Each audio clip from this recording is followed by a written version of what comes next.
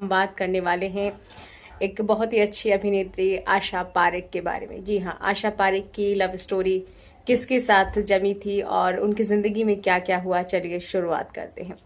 तो 2 अक्टूबर को आशा पारेख का जन्म हुआ था 1942 में। सन 1942 2 अक्टूबर को आशा पारेख जन्मी थी। और उसके बाद क्या होता है कि जैसे कैसे धीरे धीरे बच्चा बड़ा होता रहता है, उसकी पढ़ाई होती है। फिर पढ़ाई करने के बाद वो मुंबई आ गई, उनके माता पिता, और मुंबई में रहने के बाद उन्हें फिल्में मिलनी शुरू हो गई। और फिल्में मिलनी शुरू हो गई जैसे जैसे वो काम करने लगी और उनको बहुत अच्छी अच्छी मूवी मिली।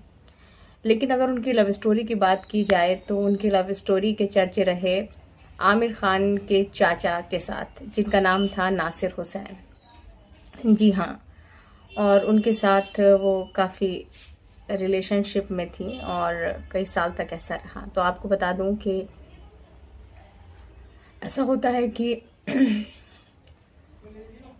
अपनी बायोग्राफी में आशा पारेख ने बहुत सारे किस्से बताए हैं और उन्होंने ये भी कहा है कि अगर मैं नासिर के बारे में इस बायोग्राफी में ना लिखूं तो बात अधूरी रह जाती है। तो नासिर हुसैन के बारे में और अपने बारे में उन्होंने अपनी लव स्टोरी के बारे में और इनकी जो बायोग्राफी है, ऑटोबायोग्राफी, उसमें लिखा है उनकी नाम जो है उसका है the hit girl.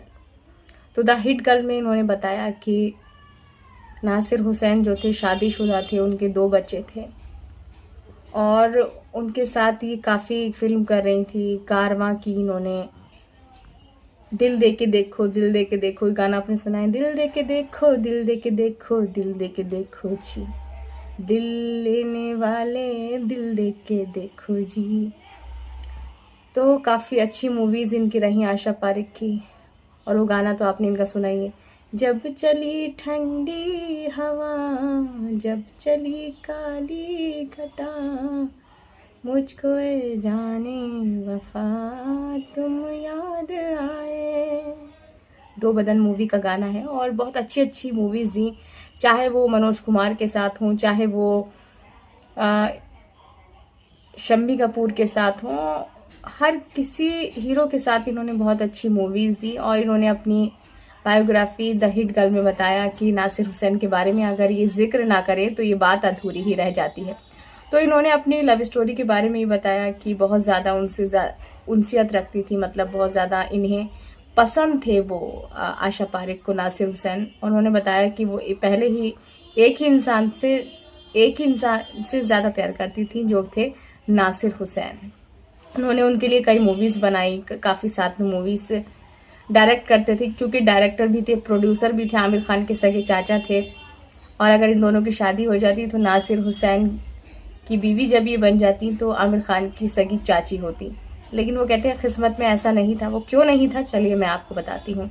Asha Parekh का ये कहना है और उनका ये कहना था, द हिट गर्ल में उन्होंने अपनी बायोग्राफी में बताया है कि मैं कभी किसी का घर नहीं तोड़ना चाहती थी और मेरे नासिर हुसैन के परिवार से कभी रिश्ते नहीं बिगड़े, इसलिए मैंने कभी नहीं बिगाड़ना चाहिए, एक तरफा प्यार कह लीजिए, कुछ भी कह लीजिए, मैं कभी नासिर का घर नहीं बिगाड़ना चाहती थी और मैं कभी दूसरी औरत नहीं बनना चाहती थी।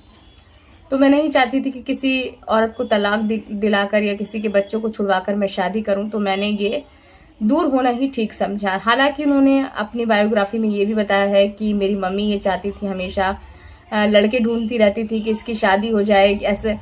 हालांकि इन्होंने उसमें ये भी बताया है कि एक ज्योतिष आए थे और ज्योतिष ने इनका हाथ देखकर कहा था कि इनकी शादी मत करना क्योंकि ये सही नहीं रहेंगी। तो इनकी माँ कहती थी नहीं, मेरी बेटी तो बहुत खूबसूरत है और इसकी शादी जरूर होगी। बहुत कोशिशें की इनके माँ ने शादी करने की, लेकिन वो कहते हैं ना किस्मत में, इन्होंने कहा। फिर आखिर में इन्होंने अपनी बायोग्राफी में ये भी कहा है कि मेरी जोड़ी ऊपर वाला बनाना ही भूल गया और मैं किसी का घर नहीं तोड़ना चाहती थी। हालांकि ये भी कहा जाता है कि एक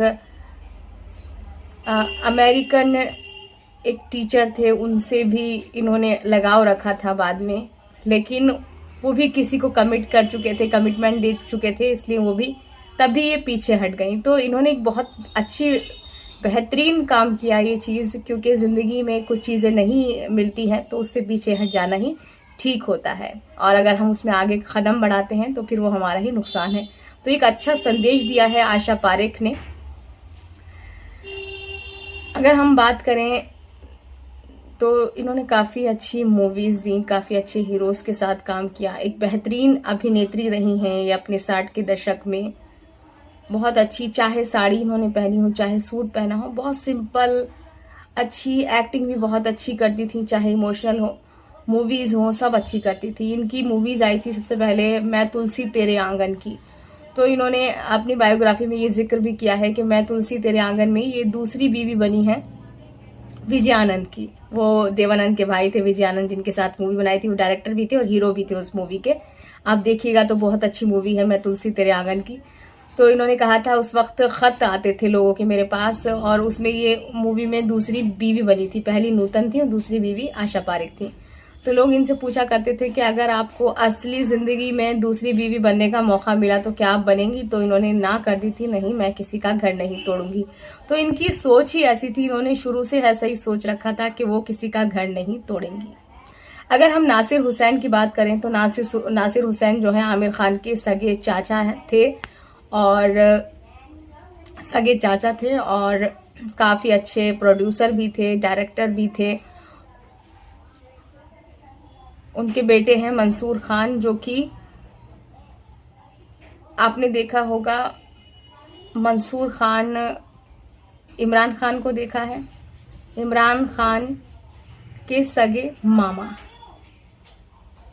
तो इनका परिवार भी काफी अच्छा रहा है आमिर खान का। तो आमिर खान के सगे चाचा रहे हैं नासिर खान।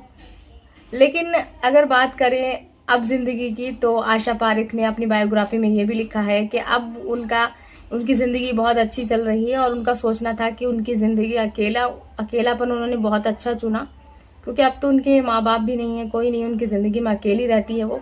और सलमान खान की वो पड़ोसी हैं। और आशा पारेख ने ये भी कहा कि जब उनका दिल करता है घूमने का तो वहीदा रहमान उनकी बहुत अच्छी दोस्त है। आपने देखा भी होगा, कई शोज में साथ आई ही हैं। और हेलन भी उनकी बहुत अच्छी दोस्त है, एक जमाने की भी रही हैं, साथ फिल्में भी की हैं। तो ये तीनों क्या करती हैं, बैग पैक करती हैं और निकल जाती हैं, कभी लंदन कभी स्विट्जरलैंड घूमने चली जाती हैं। और इन्होंने ये भी बताया कि हेलन की वजह से सलमान खान के घर से इनके बेहद अच्छे रिश्ते हैं, उनके यहाँ जो है आती जाती रहती हैं, और सलमान खान की ये पड़ोसी भी हैं। तो इनकी जिंदगी ऐसी रही। तो आपको कैसी लगी आशा पारेख और नासिर हुसैन की लव स्टोरी, हमें जरूर कमेंट बॉक्स में बताइएगा। फिर से एक अच्छी कहानी के साथ, अच्छी लव स्टोरी के साथ आपके सामने हाजिर होंगे। तब तक के लिए धन्यवाद।